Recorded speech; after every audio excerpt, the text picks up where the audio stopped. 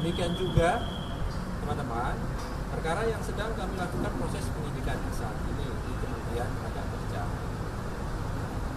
Kami sudah sampaikan kegiatan dari proses penyidikan ini beberapa waktu yang lalu di Agustus, 18 Agustus, tim sudah melakukan proses penggeledahan.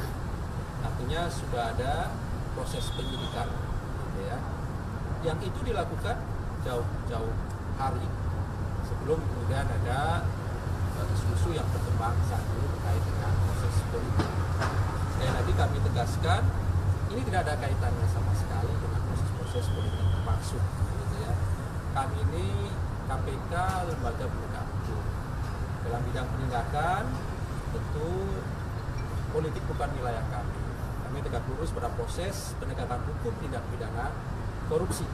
Jadi sama sekali tidak ada kaitannya proses-proses politik yang sedang berlangsung. Oleh karena itu kami berharap semua pihak untuk menahan diri.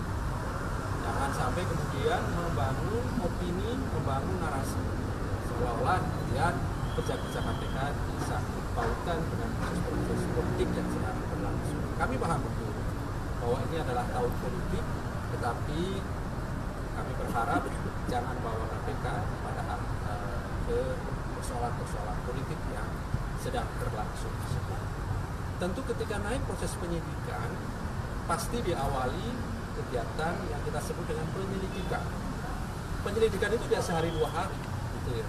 Itu proses panjang, dari mulai analisis, pengumpulan alat bukti, kemudian pengumpulan data dan informasi itu butuh waktu panjang. Kalau kemudian naik pada proses penyidikan di bulan Juli dan seperindik di Agustus, itu juga masih jauh dari proses yang saya kira teman-teman dan masyarakat tahu ada proses politik tentang pencapresan ataupun calon wapres di tahun 2024. Perkara ini sudah KPK lakukan sudah jauh hari sebelum itu. Bahkan kami pastikan sebelum Juli ataupun bahkan di tahun yang lalu itu sudah kami lakukan penerimaan laporannya, verifikasinya, telaahannya, itu proses panjang. Terlebih kemudian pasal-pasal yang kami gunakan adalah pasal 2, pasal 3. Itu ada unsur-unsur di sana yang bisa dibuktikan melawan hukumnya, memperkaya diri sendiri, orang lain, atau kemudian menimbulkan kerugian keuangan. Itu tentu sudah melewati waktu-waktu yang panjang. Jadi poinnya adalah sekali lagi tidak sehari 2 hari kemudian KPK melakukan proses penyidikan ataupun penegakan hukum dugaan korupsi di Kementerian Tenaga Kerja dimaksud, gitu ya. Saya kira itu. Ada yang mau ditanyakan? Apa benar besok Cak Imin diperiksa terkait kasus Kemenaker ini? Yang pasti siapapun bila keterangannya dibutuhkan oleh tim penyidik KPK kami panggil sebagai saksi tentunya untuk memperjelas perbuatan dari para tersangka yang sudah kami tetapkan. Jadi dalam proses penyidikan itu, dalam sistem KPK, sistem penegakan hukum di KPK itu sudah ada tersangkanya. Ya. Berbeda dengan di penegakan hukum lain, barangkali dalam proses penyidikan belum tentu ada tersangkanya. Di KPK sejauh ini aturan normatif yang berlaku di internal KPK, jika pada proses penyidikan maka tentu sudah ada tersangkanya. Oleh karena itu untuk memperjelas perbuatan dari para tersangka maka dibutuhkan keterangan saksi. Oleh karena itu kami berharap siapapun yang dipanggil oleh tim penyidik KPK kooperatif hadir sesuai dengan waktu yang ditentukan oleh tim untuk hadir di gedung Merah Putih KPK.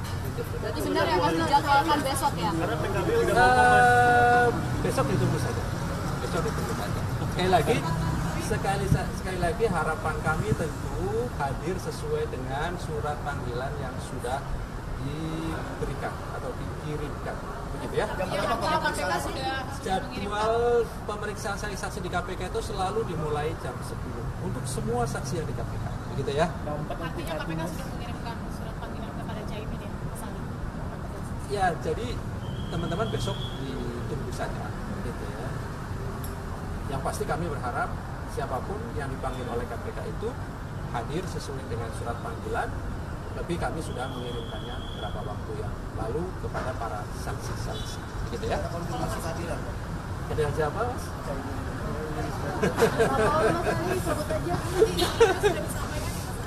Jadi untuk memanggil saksi itu minimal 3 hari sebelumnya sudah harus disampaikan, dan semua saksi yang dipanggil untuk besok hari Selasa itu pasti kami pastikan juga sudah diberikan surat panggilannya jauh hari sebelumnya. Oke? Adakah saksi Untuk jadwal biasanya keluarnya kan memang besok ya, gitu ya. Tetapi memang ada pemanggilan saksi untuk perkara dikenakan besok.